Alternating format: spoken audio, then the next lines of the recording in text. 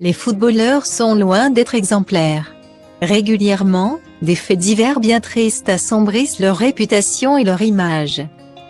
C'est le cas, tout dernièrement, avec Benjamin Mendy, placé depuis une semaine en détention provisoire pour viol et agression sexuelle.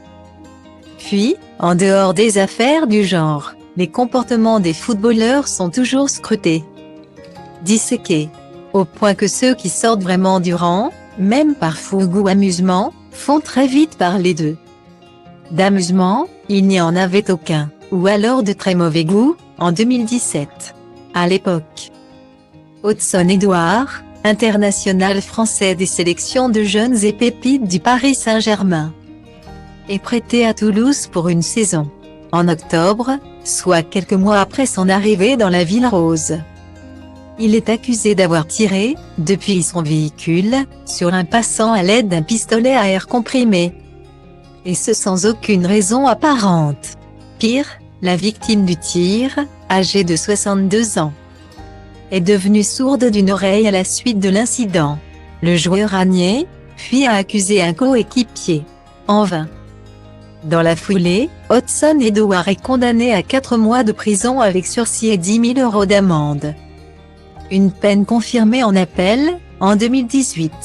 Si l'affaire revient dans l'actualité, c'est qu'après une longue procédure d'expertise médicale, la Chambre des intérêts civils a condamné. En avril 2021, le footballeur français a versé un total de 23 539 € en guise de dommages et intérêts. Sauf que depuis, Hudson Edouard a disparu des radars. Pas footballistiquement, évidemment. Au contraire, la carrière de l'ancienne pépite parisienne est plutôt sur de bons rails. S'il avait été viré du Toulouse Football Club après l'incident, le joueur avait rebondi au Celtic FC, en Écosse. Performant, Hudson Edouard vient d'être recruté par Crystal Palace, club de Premier League, le prestigieux championnat anglais. Mais concernant ses dettes et ses devoirs face à la justice, l'attaquant ne répond plus.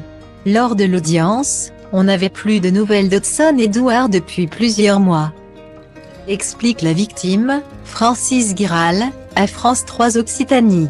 Il n'est pas venu à l'audience du jugement et il ne s'est pas fait représenter. Il est parti sans laisser d'adresse et sans se soucier du procès en cours, donc ni moi, ni la justice avons son adresse. Je suis vraiment handicapé, cela s'est encore dégradé depuis l'agression. Avec les acouphènes, je perds l'équilibre et je ne peux plus sortir en groupe, ajoute-t-il. Et il manque toujours 20 000 € pour que justice soit faite.